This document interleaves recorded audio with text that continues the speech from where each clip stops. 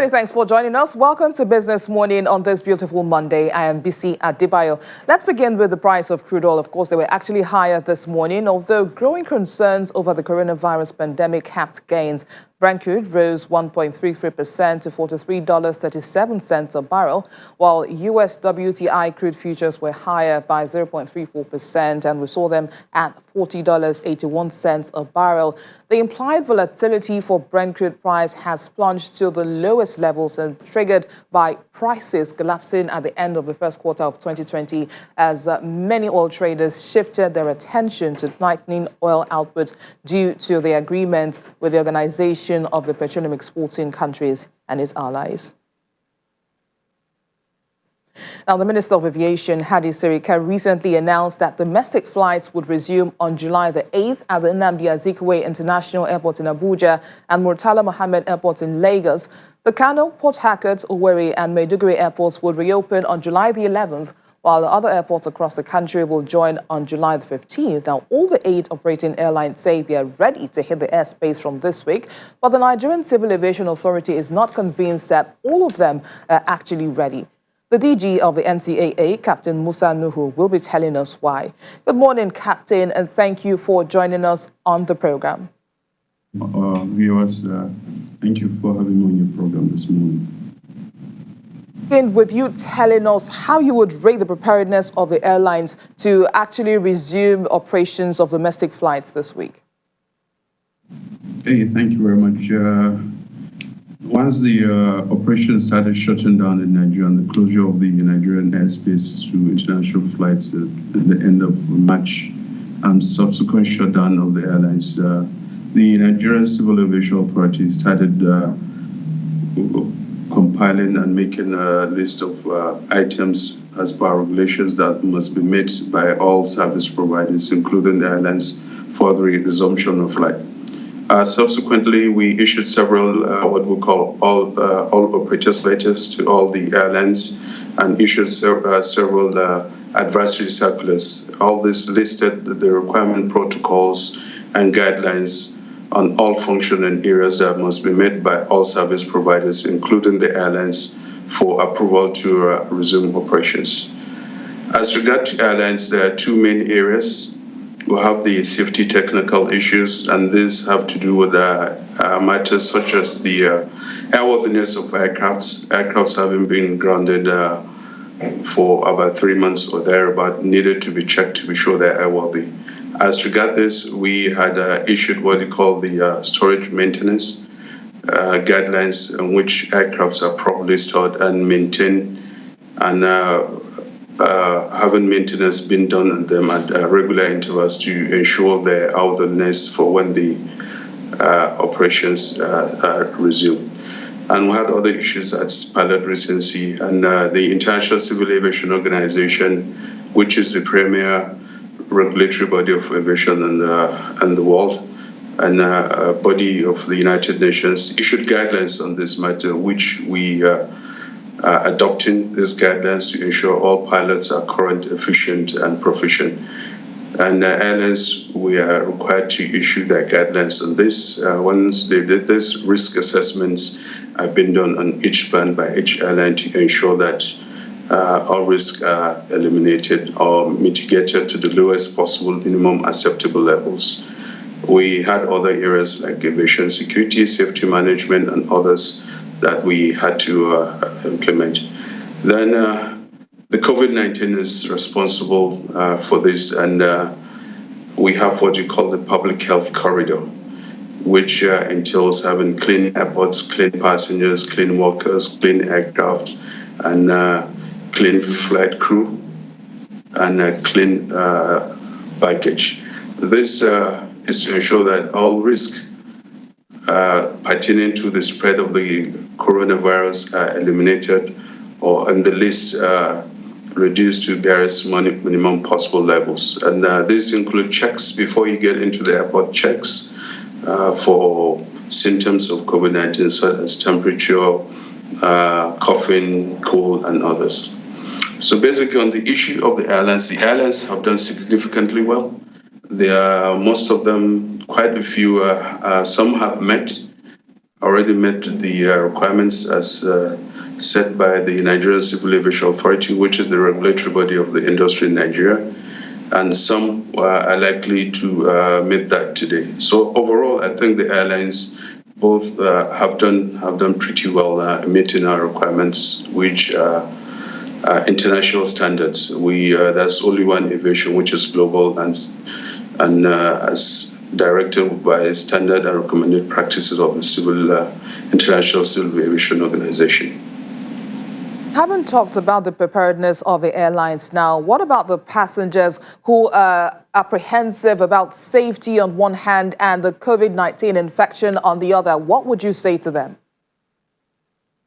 Well, I can guarantee and I'll assure, I rather use the word, I'll assure all passengers all measures have been taken by the Civil Aviation Authority on the issue of the technical safety of flights, and in conjunction with the health authorities, including the Public Health Services, Nigerian Center for Disease Control, Federal Ministry of Health, and World Health Organization, to ensure that we put measures that would minimize or eliminate the possibility of contracting the coronavirus while you're within the air transport system flying from point A to B. And I want to assure all the traveling public that the Nigerian Civil Aviation Authority will not authorize any operator, whether an airline or the airports, including the air navigation service providers, which is Nigerian Airspace Management Authority, and all ground handlers. The airlines will not be authorized to resume operation until they meet these requirements and we confirm such to be true before they are authorized to resume operations. That's a guarantee I can give the travel public. Will ensure all this. I'm sure we will not sacrifice safety, both technical and health-wise, for any financial consideration. That is absolutely not even an option for us in the Nigerian Civil Aviation Authority, and also with the Federal Ministry of Aviation. Another concern of the passengers is the fact that most airlines are set to be contemplating increasing fares by as much as 50% to defray the cost of social distancing and reduce load factors. Would you say this is fair in view of the new price of petrol, the exchange rate adjustment, and the impact on weary Nigerian consumers? Okay, on the issue of the physical spacing of the aircraft, we're still in discussion. That will be resolved tonight. By the end of the day, we'll come out with a specific position. As I mentioned earlier, the International Civil Aviation Organization, the premier aviation regulatory body in the world, has issued a CAT report. The CAT report is Council Aviation Recovery Task Force, and it dealt exclusively with the issue of physical spacing in the aircraft. This report was set up or was released by a Q committee, which comprised of the World Health Organization, the World Tourism Board, International Air Transport Authority, IATA, Airport Councils International, ACI, to come up with this report. And the report on the physical spacing stated as follows: in case where physical spacing is not feasible, such as in the cabin of an aircraft, mitigating measures shall be put in place. What are these mitigating measures? Things like the wearing of masks, which we require is mandatory for all passengers, the use of hand sanitizers to clean the hands, and the airlines are expected after each flight to go in and clean all the commonly used areas in the aircraft, such as seat armrests, the tray, the doorknobs, the toilets, and others. So all these are to mitigate. And also the report goes ahead and says, when possible, if space available in the aircraft, the airline might decide to do physical distancing. However, despite this report, different countries and different airlines, even within the United States, different airlines have different regulations. But what we are trying to do in Nigeria and the Nigerian Civil Aviation Authority, in consultation with the health authorities in Nigeria, we want to come up with a single standard for all the Nigerian airlines. So for now, I cannot definitely say what the capacity will be. Obviously, airlines, businesses, they're in there to make money, but will ensure they comply with all health and technical protocols to ensure the safety of the traveling public. Saying that we're not likely to see an increase in the price of airfares? I cannot say that for definite. I cannot say that, but we know to increase in airfares, the Civil Aviation Authority must be informed, and the airlines need to give us reasons before we approve that. Now, the federal government is supporting the aviation industry with 27 billion naira, and this is part of the Economic Sustainability Plan stimulus package. But when we compare this to countries like Senegal, Kenya, South Africa, and even Rwanda, it looks like the amounts may be slightly inadequate and suboptimal. So how much more should Nigeria be adding to this stimulus in view of the critical nature of aviation to the economy? Well, I can't tell you how much more needs to be added, but all I know, this is a policy matter being handled by the Honorable Minister of Aviation, Senator Hadi Sirika. I know he's made quite a few number of consultations at the Federal Executive Council. He's made the presentation to the Economic Recovery Team headed by His Excellency, the Vice President. He's consulted with the Honorable Minister of Finance and also the Central Bank Governor. So efforts have been made to ensure that adequate support is given to the entire industry. And when I say entire industry, it's not only the airlines, it's the whole value chain of the industry, the airports, the people that work in the airport, the taxi drivers, and all others. And not to forget, including the Nigerian Civil Aviation Authority also, because about 90% of our revenue comes from airlines flying. So without the airlines flying, we've lost of our revenue over the last several months. So efforts are being made to get increase the amount of grant by the government and the various government MDAs, and also there have been consultation with the Central Bank Governor on the provision of single-digit long-term loans to the various sectors of the aviation industry to assist them survive. So I think at the end of the day, it's going to be quite a considerable amount of economic package coming to the entire industry. Captain, one of the things that the authorities are saying now is that under the new protocol, passengers for domestic flights are to arrive 3 hours before departure and international passengers 5 hours before. Of course, many are complaining that for a 1 hour flight, that waiting time is an incentive killer for an industry that needs to boost demand for its services after 4 months of downtime. Is this long waiting time justified? Well, I understand the concerns and worries of the passengers going to the airport 3 hours before 1 hour flight. It's justified, but what the public needs to know, we are now implementing a lot of new measures that the industry has not implemented before. Most of them have to do with the public health corridor protocols and issue of social distancing. You need to be checked for COVID-19 symptoms before you even allowed to enter the airport terminal. You need to have your mask.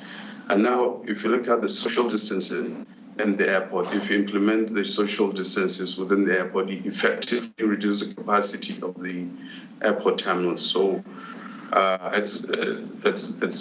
we need to ensure that we don't have the crowd in the airport does not exceed the capacity of the airport, considering the requirement for social distancing.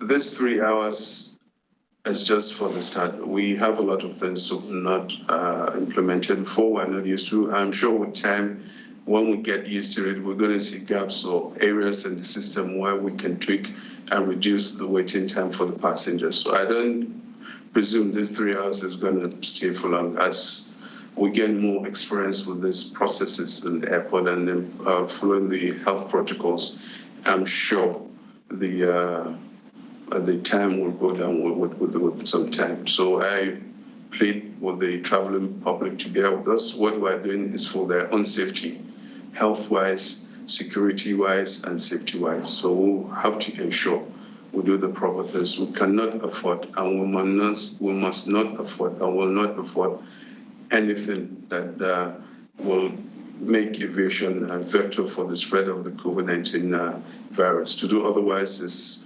negligence of our duties and our responsibilities. So the public should bear with us. It is for their own good and safety.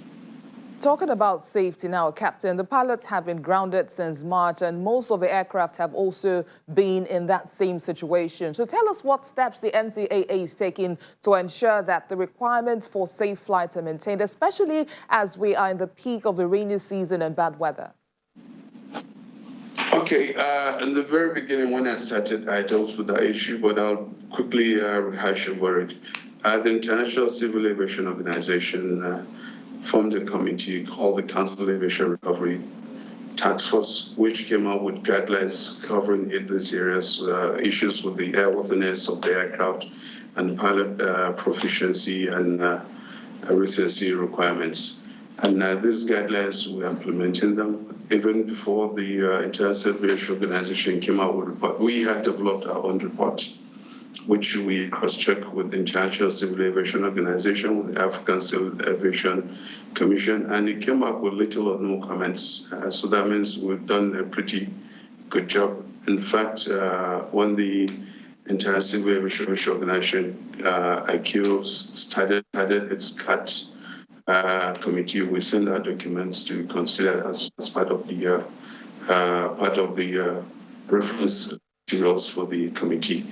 As regards to the airworthiness of the aircraft, after being on the ground for quite a few months, at the very beginning, when the industry shut down, we sent an all-operators letter to the airlines, advising them to follow their original manufacturer's recommendation for the storage maintenance of the aircraft. And these aircrafts are properly stored to ensure that nothing happens to them, and they're being maintained at a regular period. So for this, for our own restart plan, we've sent a checklist to the airlines. The airlines will follow the checklist and send the report to the Civil Aviation Authority, at which point our own inspectors will go to the airlines, check the aircraft, check their records to ensure that the checklist they return with us and contain the information are valid and true. So basically, what is happening is that Nigerian Civil Aviation Authority will not, and I say again, will not authorize any airline to resume operations if they do not comply with these guidelines. And in addition to the pilots being on ground, I mentioned about the issue of pilot recency and pilot recurrency. The International Civil Aviation CAT also came up with guidelines, which we had done before them, and guidelines are almost basically the same, just a few changes here and there.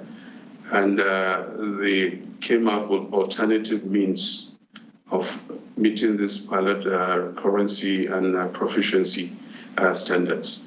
We sent, in addition to the airworthiness, we sent also on the pilots, we did send a checklist and guidelines for the airlines to follow. And the airlines were supposed to give us their own alternative plans to meet with this pilot recency and proficiency requirements, at which they'll develop risk mitigating measures. They send this checklist with this report to the Civil Aviation Authority. The appropriate department will go through this and cross-check and confirm and check with the airlines. And also, we will also conduct a risk assessment on these plans submitted by the airlines. If we are not satisfied with it, we return it to the airlines with our own comments for them to adjust their program. So far, it's been reasonable. Quite a number of airlines have met both the requirements of the safe aircraft and being airworthiness condition and the proficiency levels of the pilots. And I'll say again, and I'll keep saying again, the Nigerian Civil Aviation Authority will not authorize and will not accept any airline to resume operations until they in 100% compliance with the requirements the Civil Aviation Authority has given them. I can assure the traveling public we are doing our very best to ensure their safety. I'd like to thank you, the Director General of the Nigerian Civil Aviation Authority, Captain Musa Nuhu, for joining us on Business Morning. Thank you very much, and I appreciate you having me here this morning. All right, Captain. And we'll be discussing the ease of doing business in Nigeria when we return in just a moment. Please stay with us.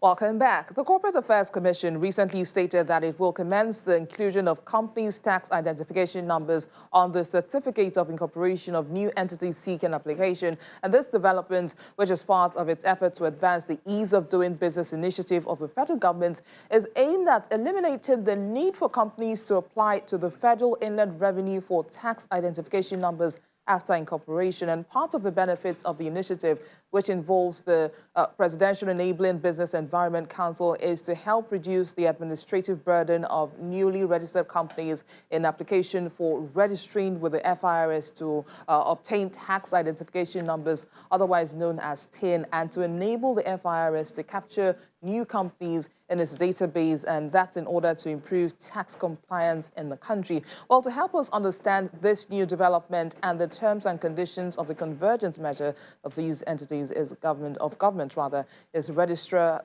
General and the Chief Executive Officer of the Corporate Affairs Commission, Mr. Garba Abubakar, who joins us now from our studio in Abuja. Good morning, Mr. Abubakar, and thanks for joining us on the program. Kindly give us a background to this initiative of the government and tell us what the objectives are.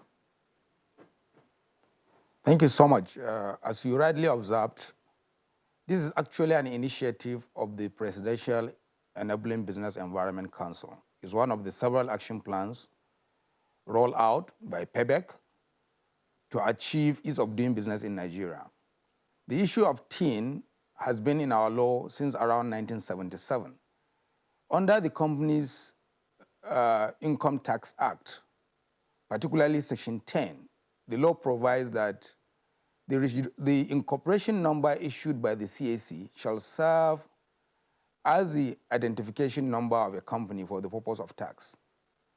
That was implemented up to around year 2000. After year 2000, when the FIRS rolled out a new software, the numbering system changed. So they started issuing a different number from the incorporation number, and that has been creating a lot of delays. Companies have to queue up after incorporation to obtain TIN from FIRS. That is actually not good for the businesses, because the country is talking about enabling environment for investors, for businesses. And we are measured by the number of processes a business has to undergo before it actually carries business or be in the course of carrying business. So FEBEC reviewed the whole framework and came up with this decision that there should be system integration between the FIRS and the CAC. We started with the integration of the stamp duty portal with the company registration portal of the CAC. With that system, at the point of incorporation, companies no longer have to go to FIRS to pay stamp duty separately. Once they pay their registration fee, they can pay stamp duty on the same platform, and the documents are stamped electronically. When the TIN integration was introduced, it's the same system. We have the two systems are talking to each other. So at the point of incorporation of a company, immediately payment is made, and the application is approved. At the point of generation of the certificate, the CAC system will now talk to the FIRS portal, and a TIN number is generated and is affixed on the certificate of registration. This has dispensed with the need for customers to go to FIRS after incorporation to now obtain another registration number. And if not for the fact that the Finance Act actually changed the provision that says the incorporation number shall serve as a TIN number, it wouldn't even have been necessary to have a separate TIN number. The Finance Act now provides in Section 3 that a company shall have a tax identification number. It didn't say that the incorporation number shall be the tax identification number of the company. So what we have done is to actually ease the burden for our people, at the same time achieve all the reforms under the Ease of Doing Business initiative. So with this new reform, which is under the National Action Plan number 5, Nigeria will gain so many places in the next round of review in the World Bank Ease of Doing Business. But the ultimate objective actually is to make life easier for our people. They don't have to go and queue up in FIRS. And the same law also provides that any person dealing with a company, particularly government departments, as well as banks, before you open any account for a company, the company must supply the tax identification number. So if a bank has a copy of the certificate, that is sufficient. From the certificate, they will know the TIN, and they can easily query to know whether that company is actually paying its tax, or whether there is any tax obligation that is supposed to be paid by the company after the company has done any transaction with either a government department or other businesses.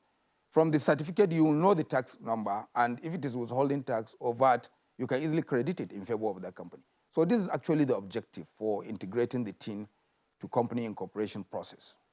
So what you're saying in essence now is that every single application for the certificate of incorporation will automatically carry this request for a TIN at the point of application?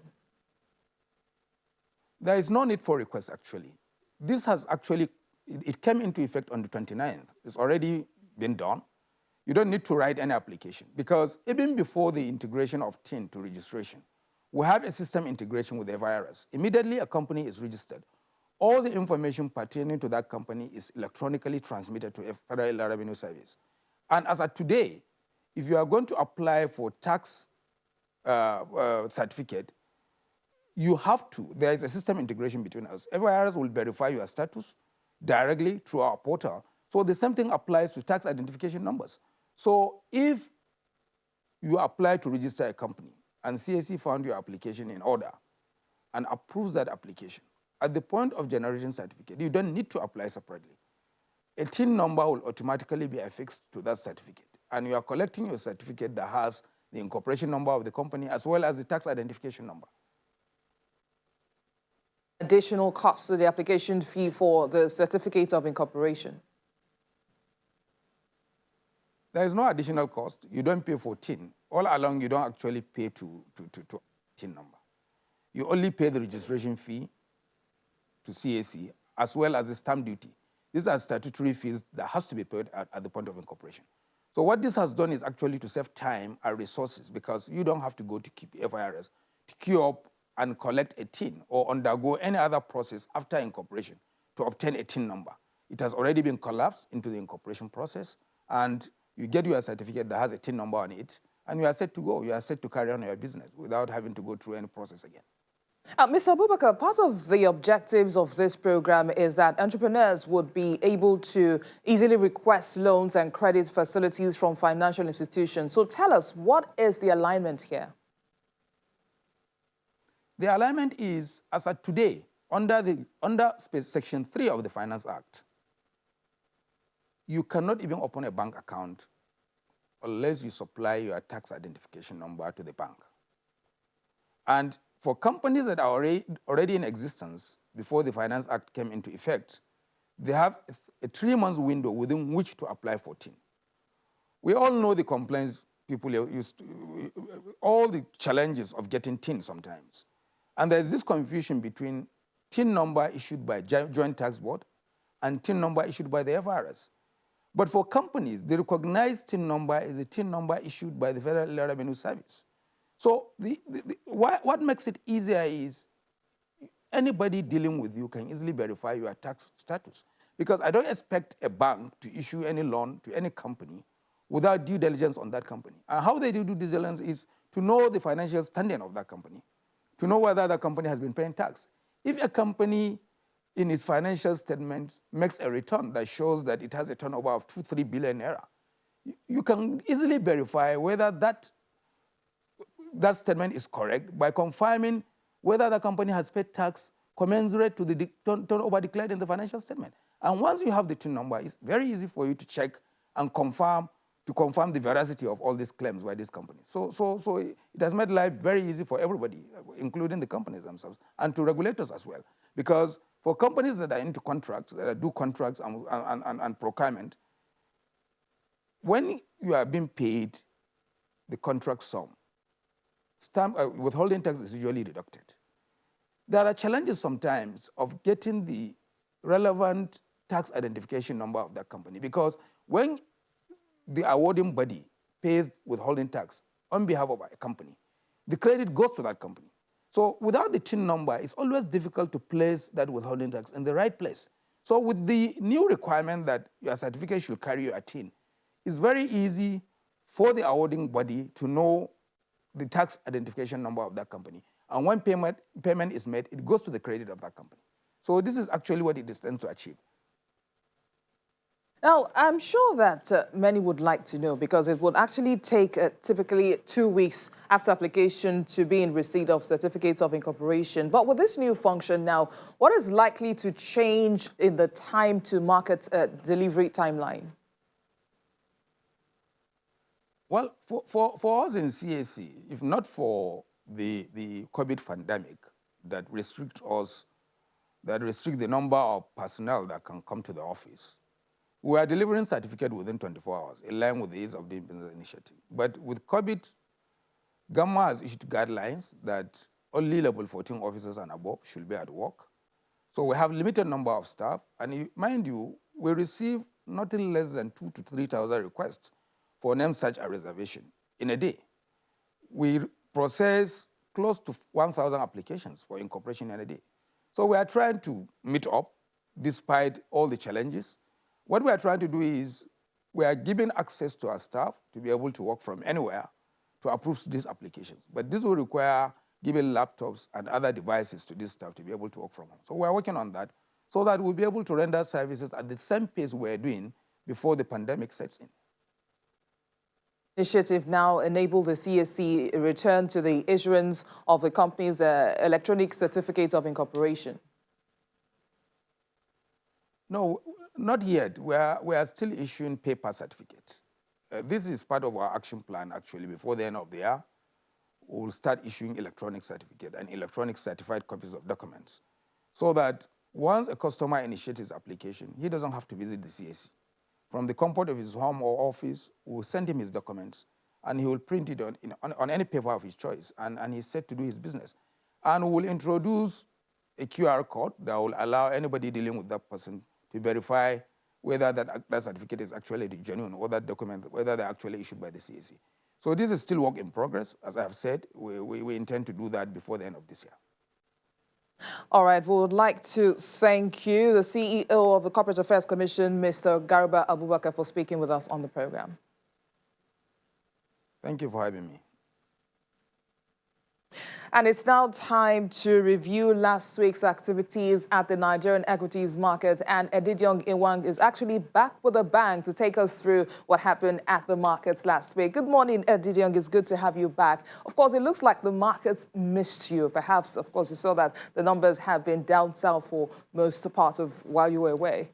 Good morning, BC. Well, while global markets were broadly positive last week due to encouraging news related to development of a potential coronavirus vaccine, Nigerian stocks suffered another week of losses on rising COVID-19 cases in the country and a persisting FX illiquidity in the market. The all-share index declined by almost 2% to 24,366.12 points, and that was on the back of sell-offs in Boa Cement, MTN Nigeria, Unilever, and banking stocks.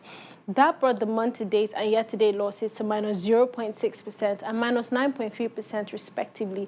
In terms of activity, volume, value, and deals increased last week as we saw volume rise to 961.83 million units, and that's against last week's 739.37 million shares traded previously. Volume increased to 9.18 billion naira, and all of that was traded in 20,058 deals.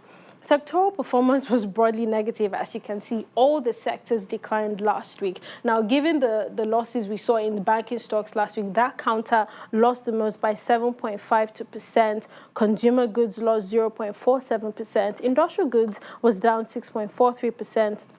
Insurance shared 2.21%, and oil and gas was down 1.18%. But joining us now to talk more about the market is Rotimi Fakayejo, a stockbroker. Good morning, Mr. Fakayejo. Thank you for joining us on the program. Good morning. Last week, we saw a zigzag pattern in the market. What exactly should we be expecting this week? We've seen it 2-3 weeks running now, and it's been low volume, low value, and negative index change. So for this week, we do not have anything particularly that can instigate or enhance anything that can make the market to turn otherwise. So we are not expecting anything different, because very soon the numbers for the third quarters begin to come out, and those financials have been giving a lot of investors apprehension. So the only thing that can actually change the situation is if the first 2-3 results are fairly okay, then we can expect a slight turnaround for positive change in the market. Is there any company news we should be looking out for today?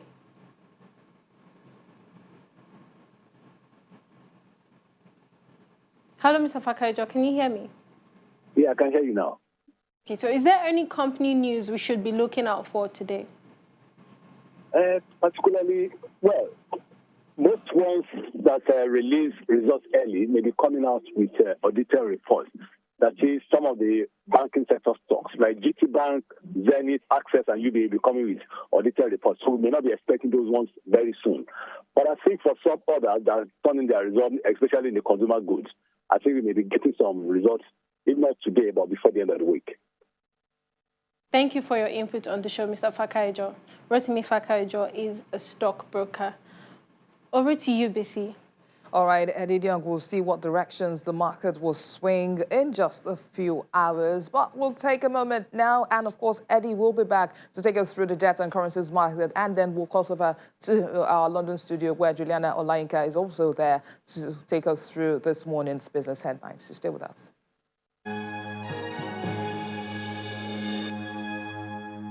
Juliana Olayinka is ready for us at our London studio to take us through the business headlines for this morning. Good morning, Juliana. It's good to see you today. Tell us what it was like over the weekend after the opening of pubs and bars in England, and how much of the weekend excitement is rubbing off on the markets this morning.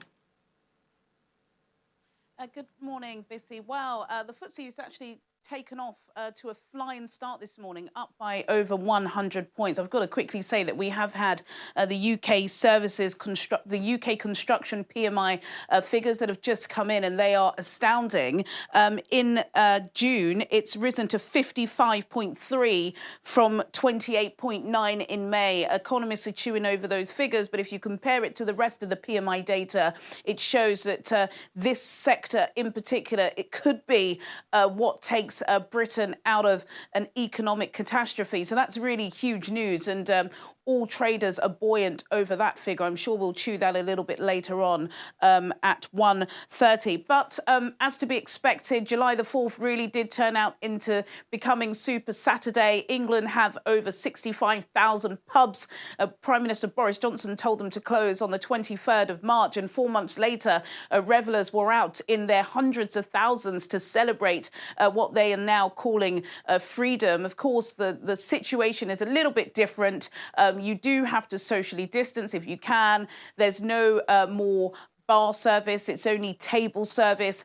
Anybody that goes into a pub in England at the moment will have to register their details. But I'm sure you've seen the pictures. I certainly have. That was unlikely. That wasn't the case over the weekend in some places. There were really some raucous scenes up and down the country, particularly just a stone's throw away from where I am in Soho. There were pictures of hundreds of people, flocking the streets, drinking, not socially distancing. And in some circumstances, British police had to break up some pretty raucous parties. But the hospitality sector is back up and running.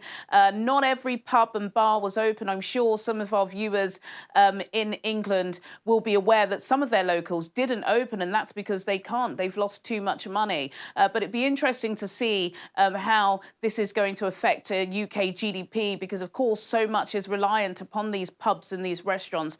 And finally, they have been given the green light.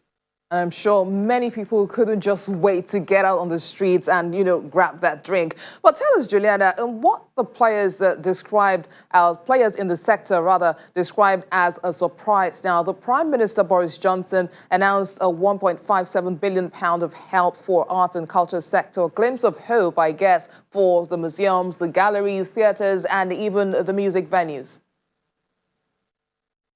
It is a glimmer of hope. In fact, it's a lifeline. And thanks to not just a small minority, but some stars and celebrities who last week really decided to take the government to task about how they were helping the arts and culture scene in Britain, which is pretty famous. Most people across the world that travel to the UK all year round are likely to take a trip to Theatreland, which is a really small, intimate setting in central London that houses some of the best theatre that's ever been written. But of course, they've been closed. A lot of music venues have been closed, and they were really concerned because these live, intimate settings, it's impossible to social distance. And even reducing the 2-metre social distance to 1 metre plus still means that some of these venues would only be able to operate at a 30% capacity.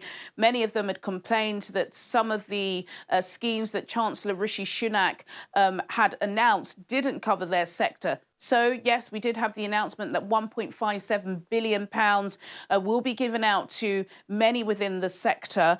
This will help venues including independent cinemas, theatres, other music venues, and some of these will be grants. It'll be interesting to see how this affects some niche audience members, particularly those who help and represent the African market, because a lot of this money is going to be allocated by a board. So we do hope that this money gets to those who need it first. It's worth reading this statement out from the Prime Minister, who said, "From iconic theatres and musicals, mesmerising exhibitions at our world-class galleries, to gigs performed in local basement venues, the UK's cultural industry is the beating heart of this country. This money, this £1.57 billion, will help safeguard the sector for future generations, ensuring arts groups and venues across Britain can stay afloat and support their staff whilst their doors remain closed and curtains remain down." So it's a brilliant piece of news for those working within that sector. Absolutely, Juliana. But just before I let you go, now, UK banks are preparing a code of conduct for pursuing businesses that default on taxpayer-backed coronavirus loans. And that, of course, is amid industry estimates that up to 8 out of 10 borrowers could fail to repay in full. What do these code of conduct seek to achieve? Yeah, this is an interesting story, and one that's been exclusively written and reported by The Guardian, which is a left-wing newspaper here in the UK. And really, what's at the heart of the discussion is basically how aggressively banks are going to be pursuing people who default on these debts. We know there have been several schemes, but there are the 3 main ones. And I think the one that the banks and lobby groups are focusing on is the bounce back interruption loan scheme, where small to medium-sized businesses could have applied for up to £50,000, and rather than going through pages and pages of bureaucratic notes, it was a really simple form and you would get that money within 48 hours.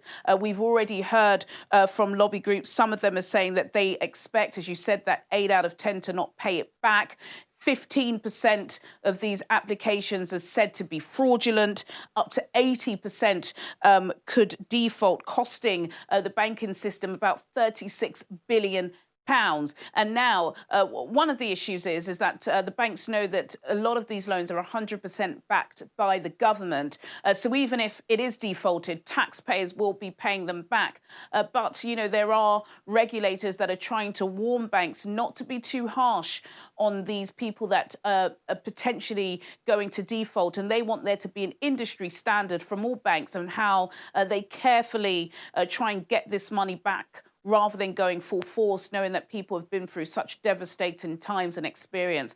So they're working together to try and create a blueprint so that when the time comes in 12 months, when these loans have to be repaid, that it's done in a careful and considered manner. Thank you, Juliana. We'll see you again at 1:30. Thank you. Adidiong Iwang is back to review the debt and currencies market. Over to you, Eddie. Well, obviously, at the unlisted securities market last week, the NASD OTC Securities Exchange closed the week positive by almost 2% to 716.96 points, and that's compared to the previous week's 703.01 points. NASD investors gained 10.24 billion naira last week as the market cap increased to 526.65 billion naira. On the flip side, volume, value, and deals were lower. Volume declined by 96.14% to 224,488 units. Value also dropped 49.40% to 14.403 million naira, and all of that was traded in 34 deals. Moving to the fixed income markets now, the bond market maintained its post-auction rally at the beginning of the week as demand was witnessed across board, particularly on the long maturities. However, towards the end of the week, the bullish trend in the bond markets weakened as profit-taking activities were seen across board, especially on Friday. In all, yields declined by 50 basis points week on week. On Friday, we saw 20 deals worth 14.17 billion naira. The Treasury bills market started the week on a relatively quiet note as very little volumes were traded across board on the back of the anticipated primary market auction. Activity remained weak for the rest of the week on the back of limited market supply. On Friday, we saw just 10 deals worth 306.98 million naira. At the OMO market, average yields across that curve increased to 5.16%. There was sell pressure seen across the short and mid-term maturities, and especially the 13th of August 2020 bill, that increased by 60 basis points. In all, there were 14 deals worth 8.75 billion naira. Well, let's talk to Bosun Obembe, an FX dealer at Access Bank, for more. Good morning, Bosun. Thank you for coming on the program. Good morning. Thank you for having me. Last week, the CBN increased the bid price for FX at its secondary market intervention sales window to 380 naira against the dollar. How will that shape volume of transactions at the I&E window going forward? So if you look at the increase in the base rate in the retail SMI window, which moved from 365 to 380, so which is in line with the CBN unification of rate across the investor level. So we expect this. They've already done it for the SME and the visible segment. So before now, they used to set the fund there at the sub 380 level, but they are now selling it at latest level. So we expect this to actually bring improvement in the liquidity at the high-end window. If you look at last week, week on week, we have an increase in the volume by about 244 million. But we are not going to see the offshore foreign investors, which are the major players in this market, coming into the market soon because of the unattractive yields that we have currently. So you don't expect somebody to come and invest at maybe sub 10% when inflation is 12.5%. But this is the right move by the CBN, and we expect similar trend in the official rate this week. So what's your outlook for the week? So the outlook for the week, because of the last on Friday, that was CRR debit into the system, so that threw the market into a ripple. So in terms of market liquidity, I expect the OBD and overnight to trade at double digit this week. For the Treasury bill this week, there's no homo maturity and there's no NTB maturity until next week. So I expect the bearish sentiment to persist. And the same thing will apply in bond market. The bearish sentiment will persist until we see the bond calendar for third quarter.